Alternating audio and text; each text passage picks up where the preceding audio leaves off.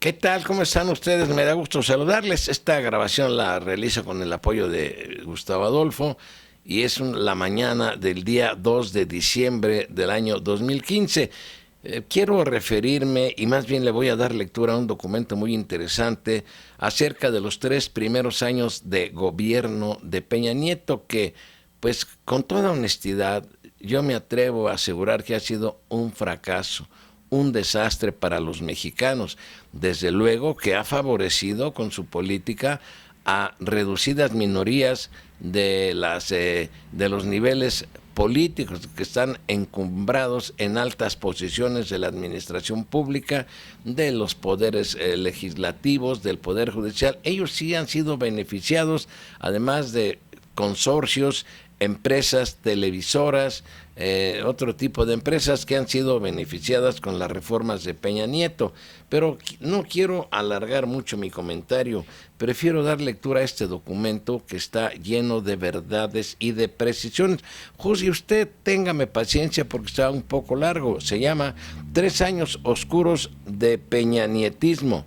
Corrupción, violencia, represión, pobreza. Lo firma Arturo Rodríguez García y es de la agencia APRO.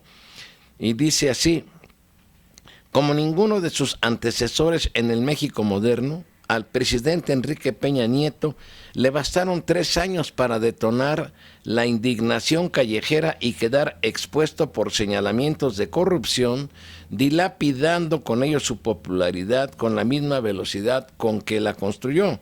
Durante los primeros 2 años de administración peñista, la concreción de las reformas de naturaleza económica a partir del llamado Pacto por México le permitieron gozar de buena fama en el extranjero y mantener una cierta estabilidad en la opinión pública.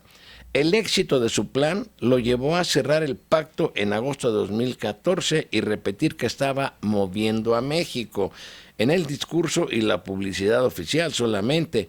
Todo se vino abajo cuando 43 estudiantes de la Escuela Normal de Ayotzinapa desaparecieron en Iguala Guerrero el 26 de septiembre del año pasado. Un mes después, el reportaje sobre la mansión construida y financiada por el contratista gubernamental Juan Armando Hinojosa Cantú, supuestamente para la primera dama, inició las revelaciones sobre otras propiedades adquiridas por él, su secretario de Hacienda Luis Videgaray y su consejero jurídico Humberto Castillejos, para añadir de colofón a los señalamientos de corrupción la fuga del famoso capo Joaquín El Chapo Guzmán. El 1 de diciembre de 2012, Enrique Peña Nieto asumió el cargo poniendo fin a 2 sexenios de gobiernos del PAN que en el 2000 habían conseguido la alternancia después de 7 décadas de hegemonía priista. El mandatario de origen mexiquense recibió un país incendiado por la violencia en al menos la mitad de las entidades federativas, con estancamiento económico y una brecha de desigualdad en crecimiento. Peña ofreció revertir estos flagelos con un plan de 5 ejes del gobierno que denominó México en paz, México próspero, México incluyente, México con educación de calidad y México con responsabilidad global. Hasta ahora no lo ha logrado.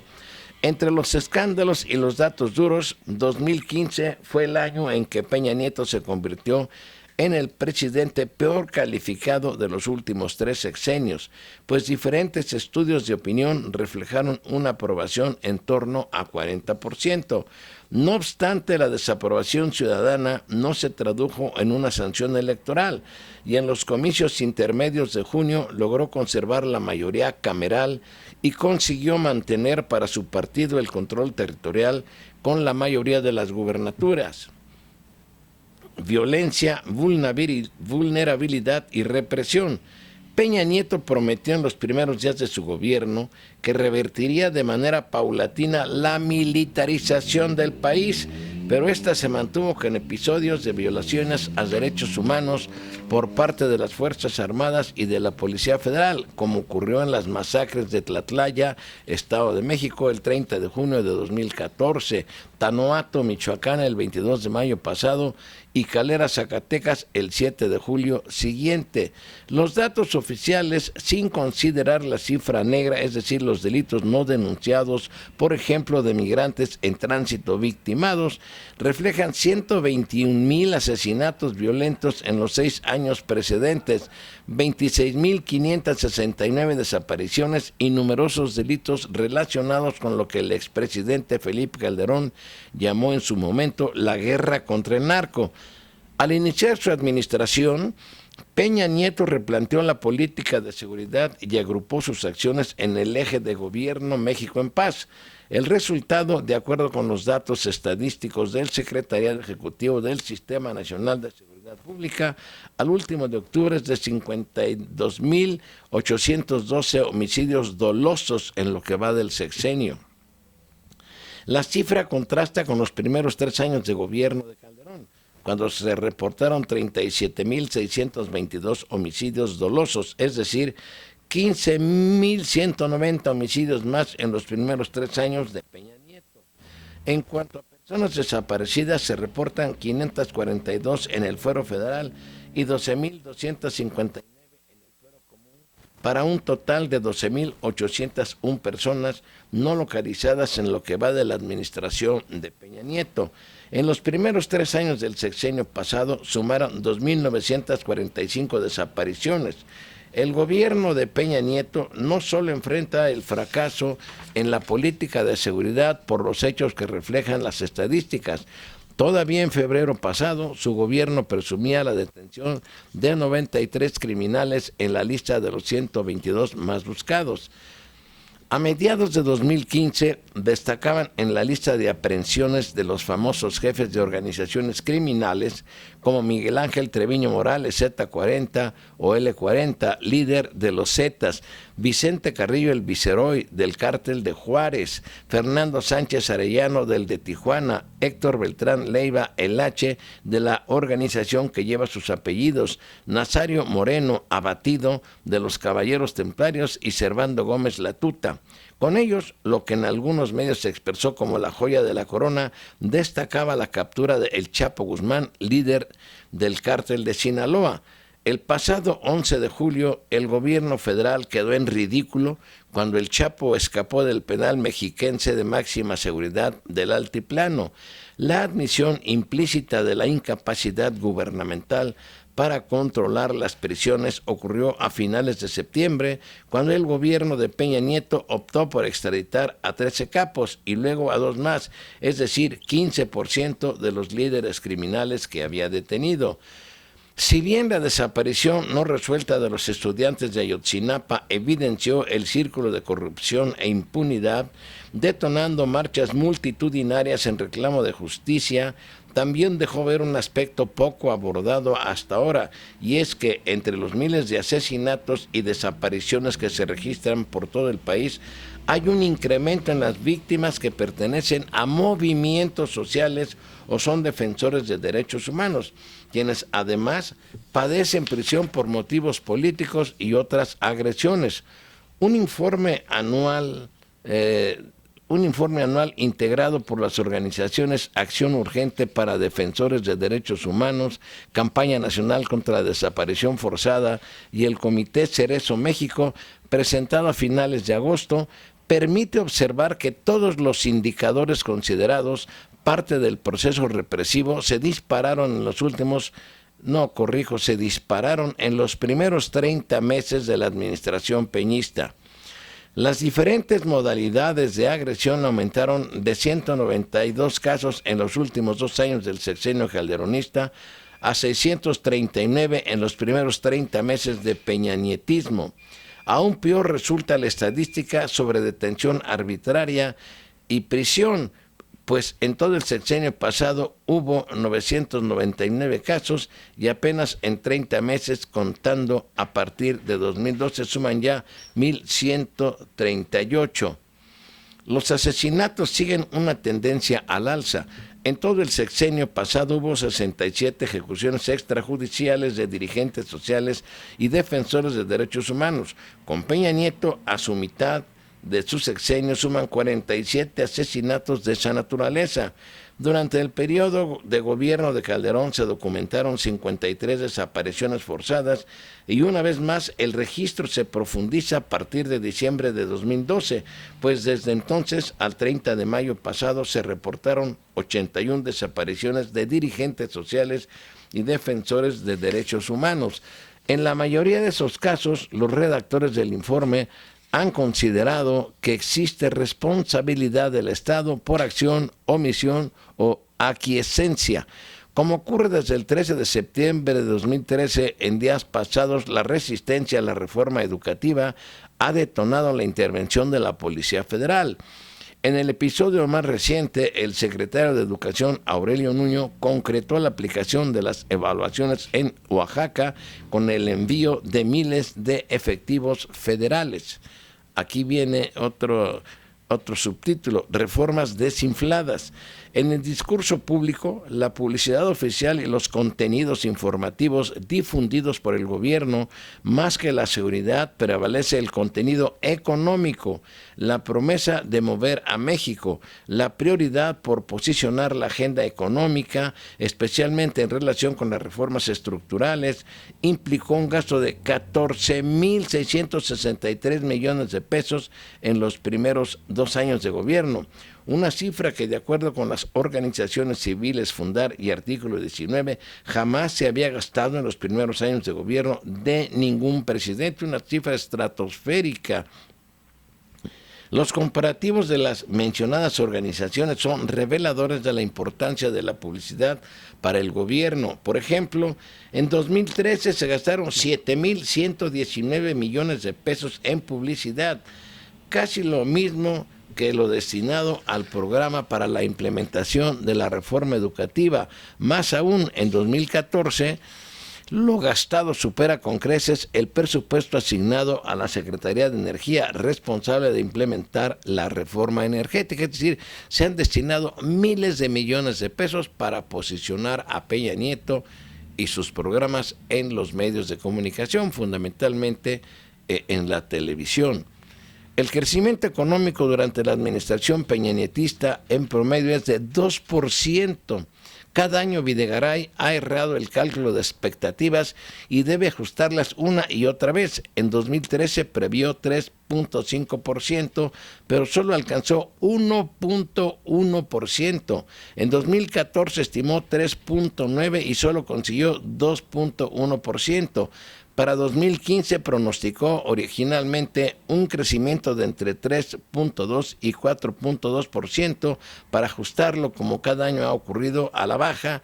Los pronósticos ahora son de 2,4% para cerrar 2015. Si en el primer año de gobierno Videgaray Caso afirmó que las reformas estructurales harían repuntar el crecimiento, hoy que ya están en plena implementación, no lo han conseguido. Y ya para 2016 el Banco de México anticipa un crecimiento peor que el de este año, con una estimación inicial de 2,5 a 2,9%.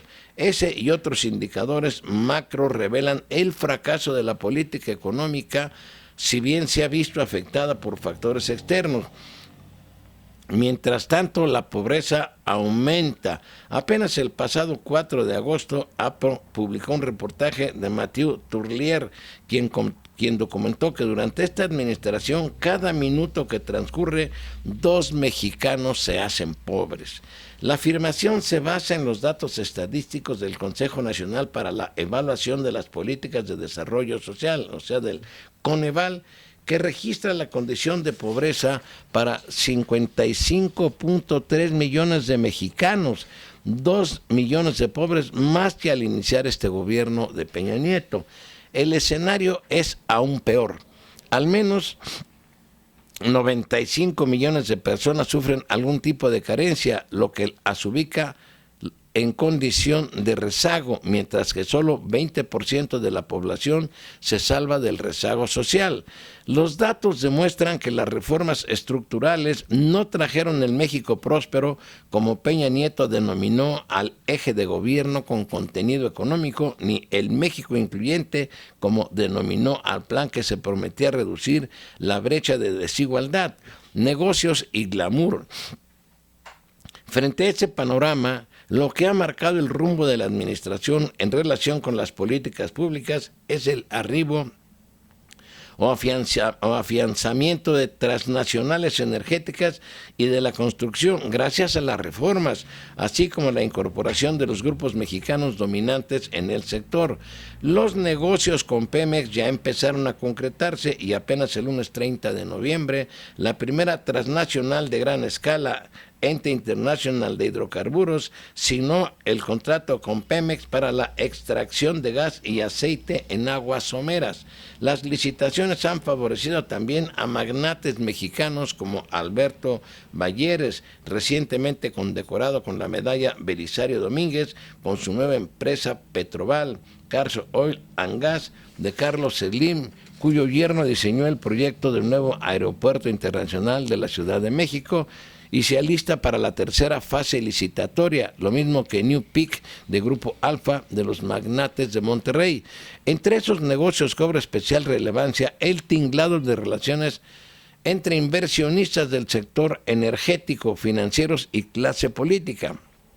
El pasado 6 de junio, el semanario Proceso dio a conocer que Jerónimo Gerard Rivero, cuñado del expresidente Carlos Salinas de Gortari y del actual director del IMSS, José Antonio González Anaya, era accionista mayoritario de una empresa denominada Cuadrada.